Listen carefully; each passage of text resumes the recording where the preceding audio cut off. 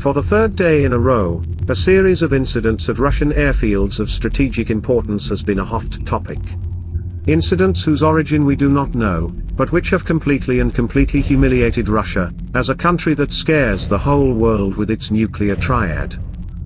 But, the interesting thing about this whole story with Russian aircraft, which it is not capable of producing now or ever in the future and which are worth their weight in gold to it, is something else.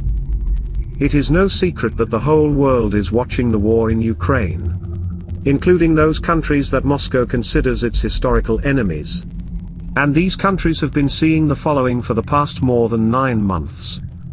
They see a country whose army was thought to be the second army in the world, and a number of disrespected analysts claimed that Ukraine would fall in 3 days, 96 hours, a week, a month, eventually losing with a bang and in disgrace on all fronts. They see how Russia has squandered all the potential that it did not really accumulate, but exploited all these decades of inheritance from the USSR. Not only has it remained technologically backward, but it has degraded in the industrial sense. Not even capable of mass production of tanks today. They see not only all the shortcomings of the tactics and strategy of the Russian armed forces, the old management system, the mediocrity of the command, but also the invariability of all the flawed components of the Soviet army in the Russian army.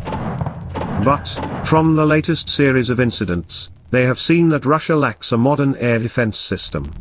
Or, at the very least, there is a lack of professionalism among anti-aircraft missile crews.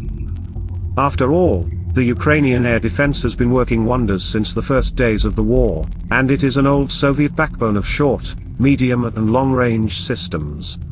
Whereas Russia has more modern equipment.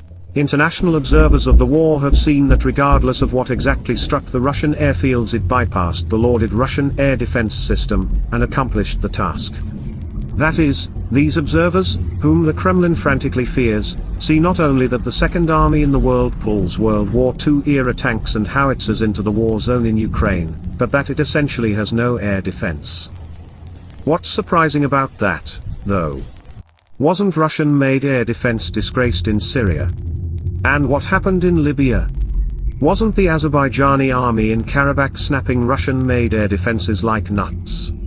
Wasn't the missile cruiser Moscow primarily a sea-based air defense system, covering the entire Black Sea grouping of Russian troops from missile strikes?